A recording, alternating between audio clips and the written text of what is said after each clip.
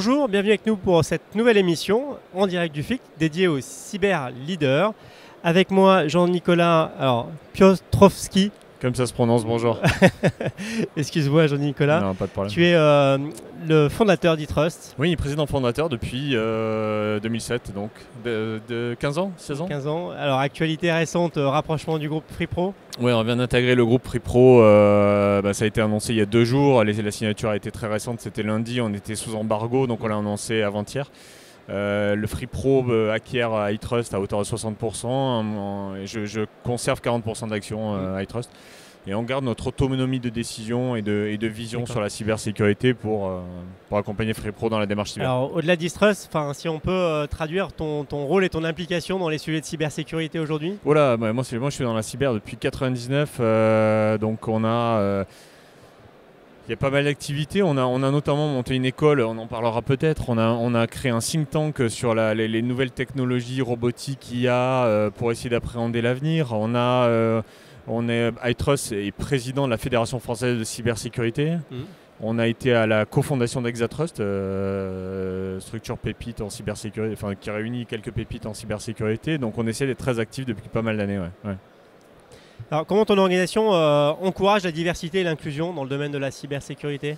Là, c'est difficile. Alors, déjà, favoriser l'inclusion alors qu'il manque de personnes, c'est très difficile. Donc, on a tous ce problème de rameuter, de faire en sorte d'avoir le plus de compétences possible parce qu'il en manque. Alors, les estimations varient, mais 15 000, 20 000, 30 000 professionnels à poste à pourvoir en France. Donc, c'est très difficile. Nous, on travaille, alors au travers de l'école, on essaye d'avoir des personnes qui vont être reconverties, qu'on va prendre sans emploi, qu'on va prendre sur notre métier. J'ai un boulanger, par exemple, qui a fait 2 ans de reconversion dans le système d'information pour être analyste SOC. On l'a formé dans l'école qu'on a montée en apprentissage. On a essayé d'inclure aussi des handicapés, mais c'est un sujet complexe parce que de toute façon, il manque des personnes. Pour toi, c'est quoi le plus grand défi éthique pour l'écosystème cyber ? Moi, je pense que ça a toujours été le même sujet que depuis en 2007, on avait créé la Fédération des professionnels des tests d'intrusion, qu'on avait montée avec XMCO, HSC. Et en fait, je crois à l'époque, on avait dit, il y a une valeur quand même qui est fondamentale, c'est l'intégrité. C'est-à-dire qu'on est là pour être expert sécurité, intègre, ne pas être un hacker, ne pas être... Donc pour moi, ça reste toujours cette valeur d'origine, c'est-à-dire comme c'est un métier de confiance, d'où le iTrust, on a besoin de garantir ça aux clients, que ce soit par des certifications, de la charte, voilà, ça reste un métier de confiance. Alors justement sur ces sujets, comment on arrive à concilier les enjeux de cybersécurité et de vie privée aujourd'hui ?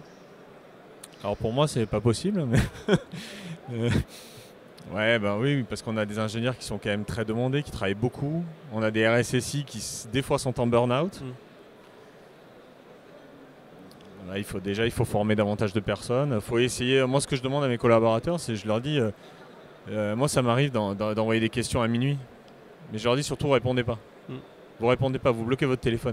Moi, ça me permet parce que ça me permet de pas oublier ma question, ça me permet de pas oublier ma demande, mais surtout, vous répondez pas. Vous répondez le lendemain matin. Donc, bloquez-moi la nuit. En tout cas, j'ai pas trouvé d'autre solution. Alors, tu as donné quand même pas mal d'exemples de collectifs que vous avez créés pour créer de la valeur, pour animer. Donc, est-ce que tu en as des initiatives qui te portent plus à cœur par rapport à ça, qui illustrent comment on arrive à être plus efficace ensemble ? On a beaucoup participé, nous, à des clusters, à des associations importantes, importantes au sens où on était nombreux. Je prends Exatrust, je prends la CN, je prends le cluster. J'avais été cofondateur du cluster Digital 113 à Toulouse. Moi, je m'y retrouve moins. C'est trop gros. Donc, là où je trouve qu'on est beaucoup plus efficace en tant qu'entrepreneur ou entreprenant dans une association, c'est qu'on n'est pas forcément nombreux. Donc, quand on a créé l'école, on est 4 entrepreneurs. Et je trouve qu'on est beaucoup plus efficace. Déjà, on est d'accord, c'est plus facile de se mettre d'accord. Donc, le think tank, l'école, c'est des choses où on était 3-4. Et je me suis beaucoup plus retrouvé dans ça que dans un cluster numérique qui a ses qualités. C'est pas c'est pas du tout péjoratif, mais on était beaucoup plus efficace, on était plus agile. Effectivement, on est moins nombreux, mais on a cette réactivité qui fait qu'une décision, ça se prend en 2 minutes, alors qu'un cluster numérique, un systématique, un ACN, un Exatrust, ça reste quand même très démocratique et une grosse machine, ouais, c'est ça. Mais il en faut, mais moi je m'y retrouve moins en tout cas personnellement. Quel conseil tu aurais envie de donner aux dirigeants pour que le sujet de la cyber soit placé au bon niveau des organisations? Ouais, alors là, c'est très compliqué. Moi, ce que je peux te dire, c'est pendant des années, on a dit il faut évangéliser, il faut expliquer. Et ça, j'en reviens, je dis ça sert à rien. Bon, c'est l'expérience du vieux qui parle de la sécurité, mais moi je dis non, ça sert à rien. Maintenant, il faut de la réglementation. C'est-à-dire que tu as beau expliquer à quelqu'un, il faut une ceinture de sécurité pour se protéger quand tu es en voiture. Bon, si tu le rends pas obligatoire et que tu mets pas un PV à la fin, ça rentre pas. On n'y arrive pas. Donc maintenant, il faut la réglementation, il faut de l'OSE, il faut de la directive Nice, il faut du RGPD. On va leur imposer d'avoir un minimum de sécurité parce que c'est pas bien d'imposer. Moi, je suis assez libéral dans mon tempérament. Mais il y a un moment donné, quand la mairie de la métropole de Lille se fait attaquer alors que ça fait 5 ans qu'on leur dit qu'il faut se sécuriser, il y a un moment donné, il faut juste que les gens soient responsables, quoi, parce que derrière, c'est des emplois. C'est des cartes d'identité, c'est du phishing, ça peut être des gens sur lesquels on peut faire du chantage. Hein. Donc ça peut avoir de l'impact. Donc à un moment donné, non, il faut qu'ils soient responsables, les gens.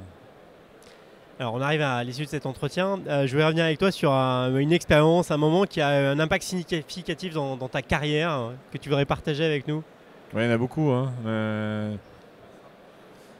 L'impact, c'est ce qu'on est en train de vivre avec FreePro en ce moment, parce qu'en fait, quand vous avez travaillé pendant des années à développer une technologie qui se veut être une technologie de rupture en Europe, que vous y êtes arrivé à vendre à quelques clients qui sont très contents, à faire une belle croissance, il y a un moment donné, vous devez passer l'étape d'après, faire le scale-up, et tout le monde rêve d'avoir le partenaire qui vous permet, en fait c'est ça la clé, c'est d'avoir le bon partenaire qui à un moment donné va vous permettre d'adresser un marché beaucoup plus large.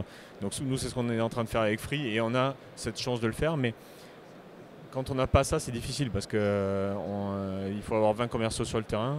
Bon, là, avec FreePro, on a une caisse de résonance qui fait qu'on va avoir 300 commerciaux sur le terrain et pouvoir adresser un marché européen rapidement. Et je pense que c'est la clé quand on est entrepreneur ou start-upper ou que.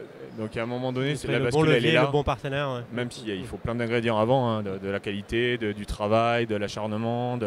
Mais à un moment donné, c'est le levier, le levier commercial qui fait. Jean-Nicolas, merci à toi. Merci. Pour partager avec nous ce retour. Et puis merci à vous de nous avoir suivis et à bientôt. À bientôt.